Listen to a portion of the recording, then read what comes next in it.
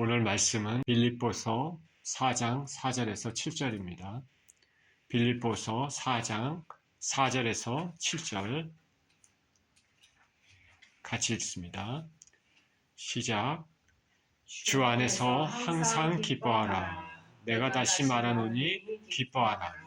너희 관용을 모든 사람에게 알게 하라. 주께서 가까우시니라.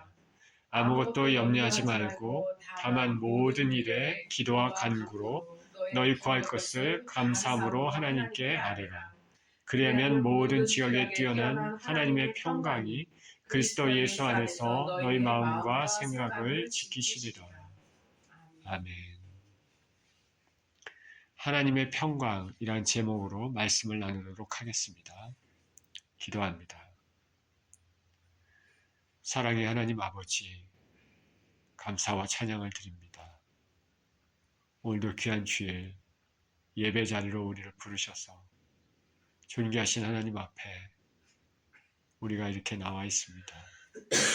아버지, 주의 생명의 말씀을 듣고자 하오니 말씀 가운데 우리 심령에 역사하여 주시며 아버지 하나님의 음성을 듣고 우리가 또 새로운 삶을 시작할 수 있도록 주님 축복하여 주시옵소서.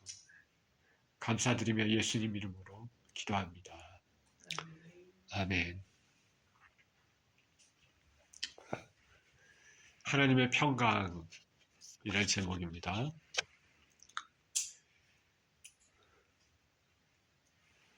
지난주에는 제가 설교 준비를 하는 중에 마침 제 옆에 있었던 아내 얼굴을 봤습니다. 웃고 있었습니다. 저는 미국 삶이 그렇게 녹록지는 않아서 얼굴 표정이 상대적으로 밝지가 않는데 제 아내는 언제나 웃는 얼굴, 밝은 모습을 하고 있었습니다. 그리고 최근에는 다윗의 시편 중에 여호와여 나는 가난하고 궁핍하오니 주의 귀를 기울여 내게 응답하소서 라는 문구가 자꾸 떠오른다고 합니다. 그렇게 삶이 우리가 지금 녹록지 않은 상황인데도 얼굴은 항상 명랑하고 밝고 성격은 쾌활합니다. 그래서 제가 얘기했습니다. 여보, 당신은 이렇게 힘든데도 얼굴 보면은 밝고 활기가 있습니다. 그랬더니 뭐 하나님이 계신데 무슨 걱정이 있냐고 그렇게 얘기를 합니다. 저에게 이렇게 보배로운 믿음의 신앙의 아내를 하나님께서 허락하여 주셨습니다. 저는 목사지만은 신앙적인 면에서 아내에게 배울 것이 많습니다. 믿음은 하나님의 선물이다 라는 생각이 항상 듭니다. 오늘 본문은 바울이 로마 감옥에 갇혀 있으면서 항상 생각하고 있었던 빌립보 교회 형제 자매들에게 보낸 편지의 내용입니다. 그 편지는 기쁨의 편지입니다. 빌립보서 하면은 기쁨의 편지 딱 떠오르는 것이 그것입니다. 오늘 본문의 4절은 이렇게 시작합니다. 주 안에서 항상 기뻐하라. 내가 다시 말하노니 기뻐하라. 너희 관용을 모든 사람에게 알게 하라. 주께서 가까우시니라. 바울 사도는 빌립보 교회 성도들에게 편지를 쓰면서 기뻐하라. 다시 말하노니 기뻐하라. 항상 기뻐하라. 그럽니다. 바울 사도는 현재 주 예수의 신분으로 로마 감옥에 갇혀 있습니다. 로마 감옥은 지하 감옥으로 일반적으로 알려져 있습니다. 어둡고 눅눅하고 침침하고 불편하기 짝이 없는 곳입니다. 묶여있는 상태입니다. 그런데 그런 상태에서도 그에게는 심령이 넘쳤습니다.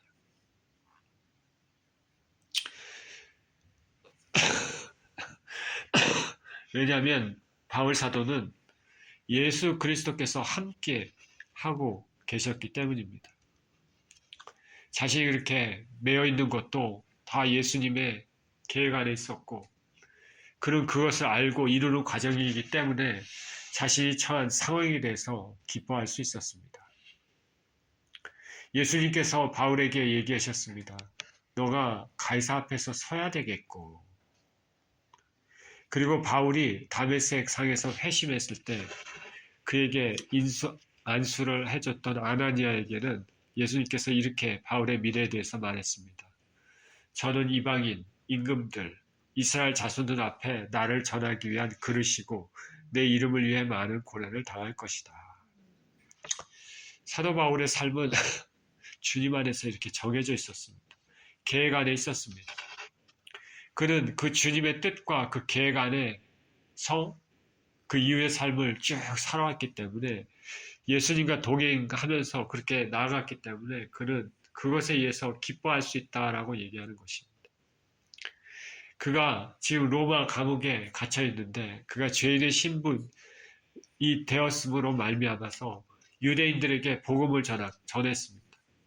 그로 로마로 압송되면서 로마 백부장들 그리고 호위하는 로마 군인들 그리고 다른 죄수들 그리고 배 선원들 그 배에 탔던 모든 사람들에게도 복음을 전했습니다.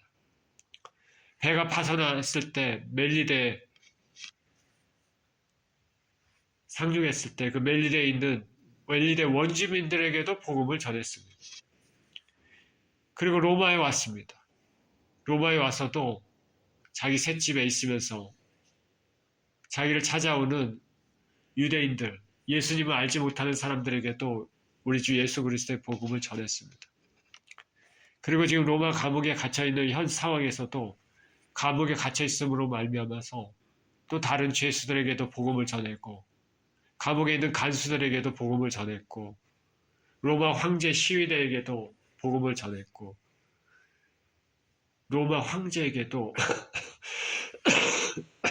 재판을 받으면서 복음을 전했습니다. 수많은 죽을 고비를 넘겼고 고통을 당했지만 그 심정에는 분명히 그런 예수님과 함께하는 그런 기쁨이 넘쳐 있음을 우리는 알 수 있고 그의 편지에서도 알 수 있는 것이죠. 그 빌립보서 2장 17절에서 18절에는 이렇게까지 그는 그의 기쁨을 표현합니다.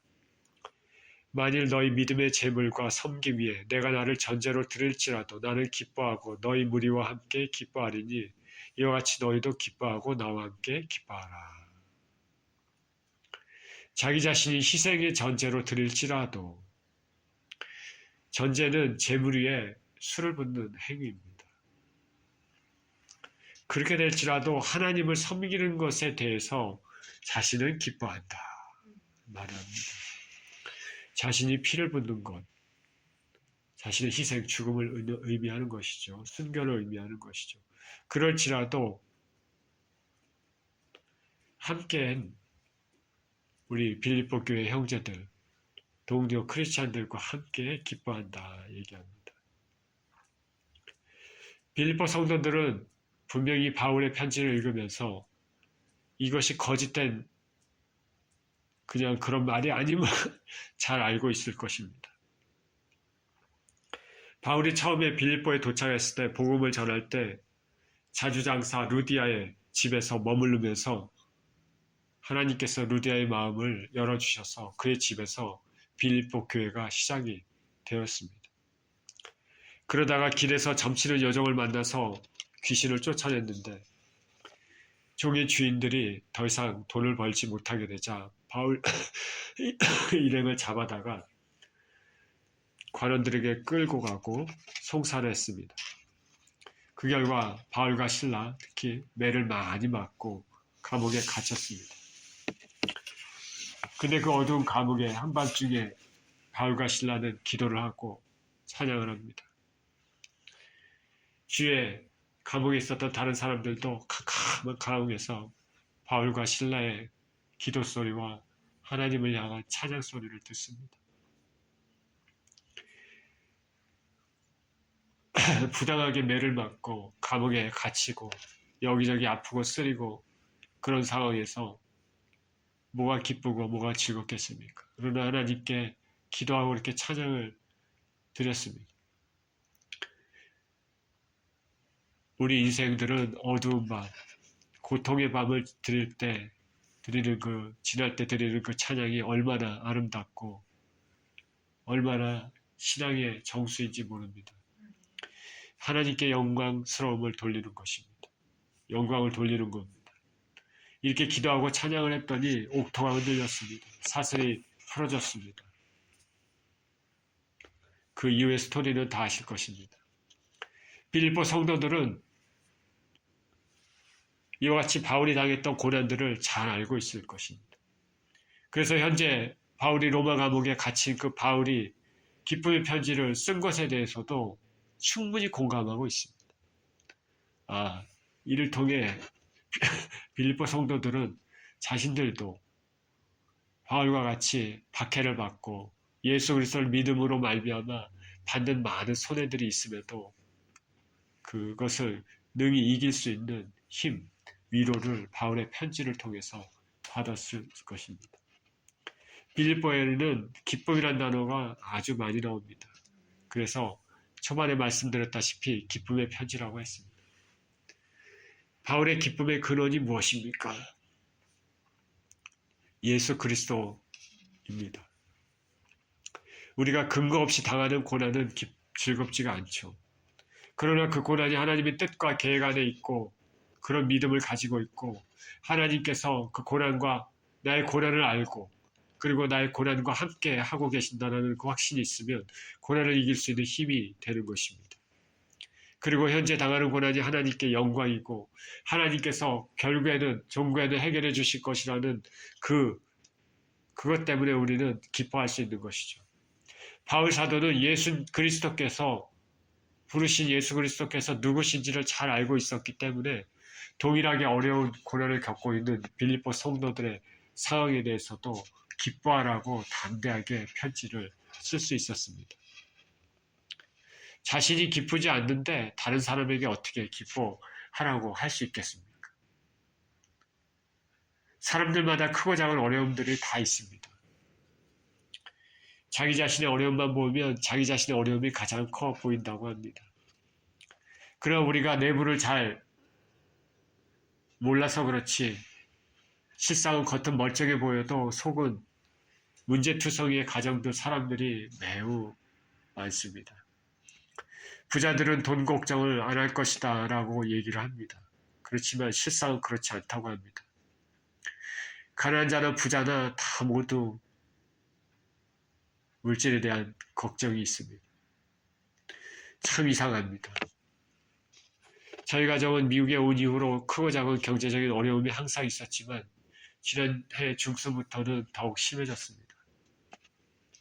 새해를 맞이하면서 어떻게 생활을 꾸려나갈까 고민이 있습니다. 사실 이 어려움이 닥칠 것이라는 것을 미리 알고 있었습니다. 지난해 어떤 날에 뒤뜰에서 햇빛을 가리는 우산을 폈다가 접고 있었는데 마음 가운데 하나님께서 곧 경제적인 어려움이 있을 것이다 라는 인상을 주셨습니다. 그 말대로 지금까지 어려움을 겪고 있습니다. 그런데다가 새해에는 집에 펜스가 바람에 넘어지고 제 아내와 저는 몸이 아파 어려움을 겪고 있습니다. 저는 군대에서 크게 다치고 그렇게 또 매니저하며 살다가 8년 전에 다시 다쳤던 것을 또다시 다쳐서 참 힘든 지금까지 고생을 하고 있습니다. 조금씩 회복은 되고 있지만 고생을 하고 있는데 건강을 생각하면은 삶이 버거운 것이 사실입니다.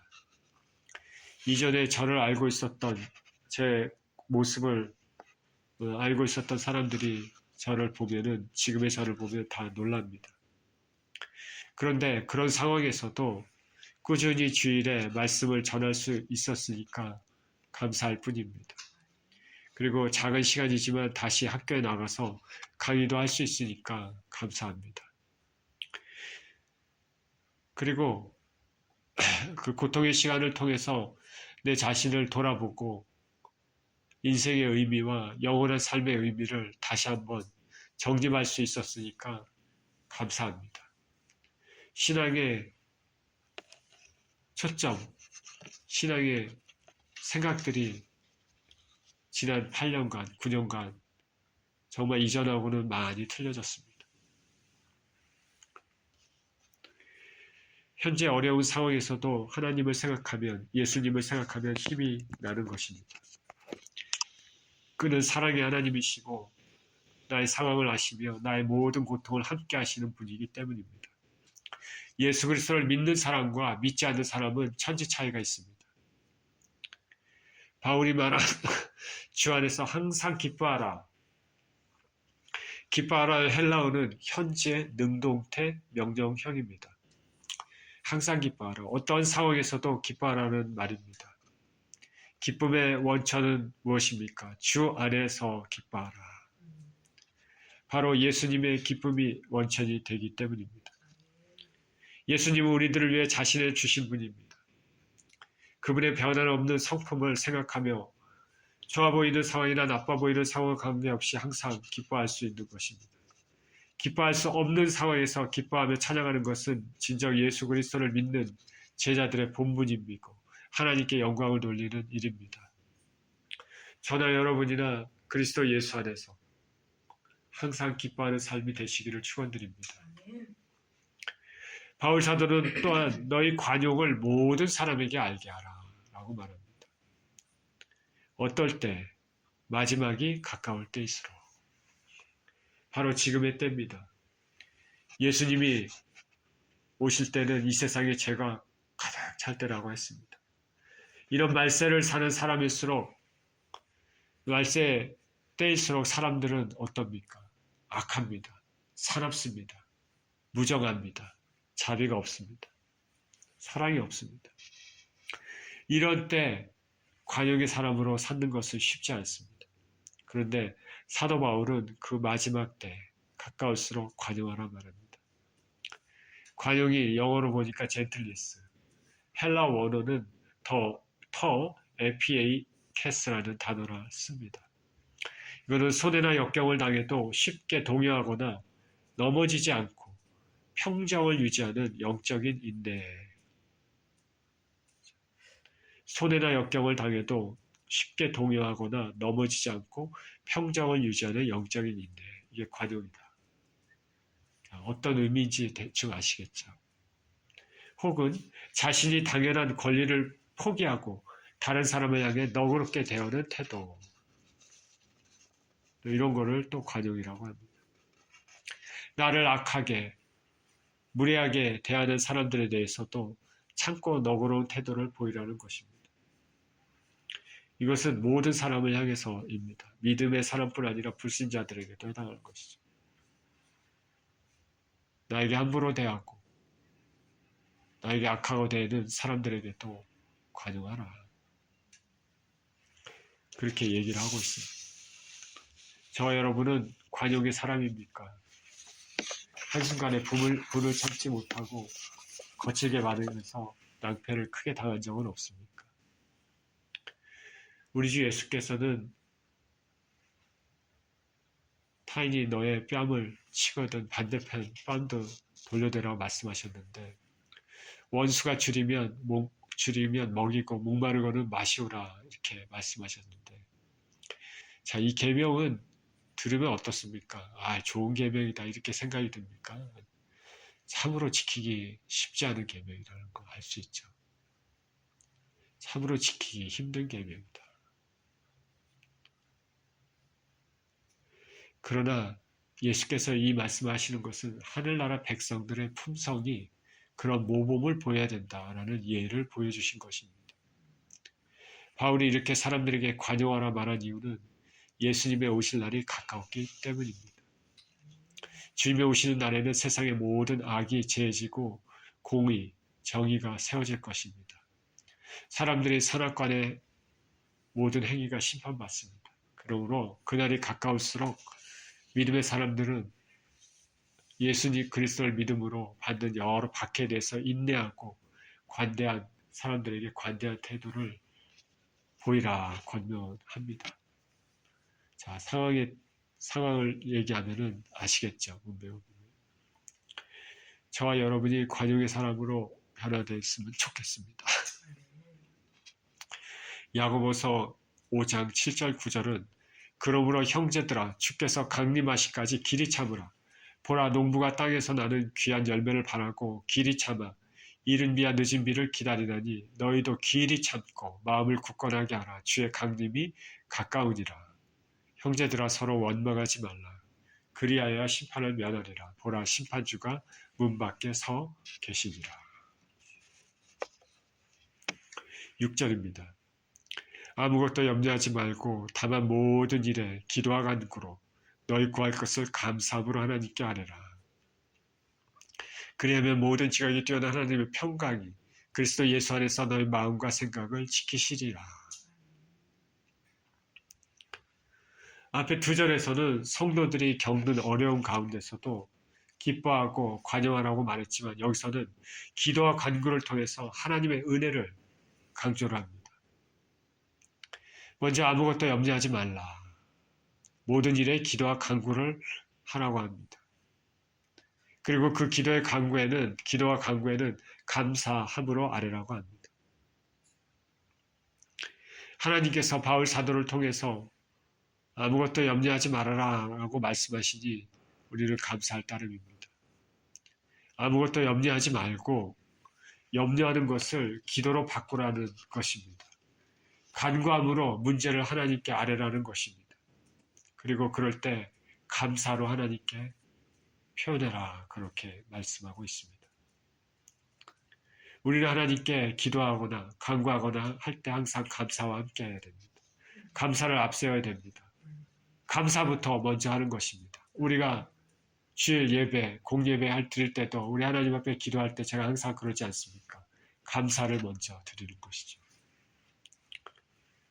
자, 여러분들 개인적으로 기도할 때도 먼저 하나님께 감사의 기도를 먼저 올리시길 바랍니다. 힘들어도 감사할 것을 찾아서 감사할 수 있습니다. 지금까지 하나님께서 나의 현재 모습이 있기까지 얼마나 많은 손길을 베푸셨는지 생각하면 우리가 감사할 것이 매우 많습니다. 지난 일주일간에 무엇보다도 매일 기도할 때마다 그날에 있었던 크고 작은 일들에 대해서 하나하나 생각해보면 감사할 것들이 있습니다. 먼저 감사로 하나님께 올리고 마음에 거리끼는 것이 있으면 회개를 드리며 그 다음에 하나님께 우리의 필요를 구하는 것입니다. 기도가 무슨 형식이 있거나 딱딱해서는 되지는 않겠지만은 이런 요소들은 기도에 포함되어 있는 것이 맞죠. 감사함으로 나의 간구를 하나님께 아뢰 수 있다는 것이 얼마나 감사한 것입니까? 누군가에게 나의 필요를 요청할 수 있다는 것이 얼마나 감사합니까? 제가 어렸을 때 과자를 먹고 싶거나 장난감을 갖고 싶거나 입고 싶은 옷이 있을 때 우리가 엄마한테 아빠한테 얘기하지 않습니까? 그런데 부모님이 없는 고아들, 누구에게 부탁할 수 없는 사람들은 부족해도 말을 할 수가 없습니다. 그래서 우리는 누군가 내 간구를 듣고 나를 사랑하며 은혜를 베풀어 주시는 분이 있다면 우리가 얼마나 든든함을 느낍니까? 하나님이 그러신 분입니다. 저 여러분들은 기도할 때 항상 감사를 빼먹지 마시기를 축원드립니다. 이렇게 염려가 있을 때 하나님께 기도와 간구와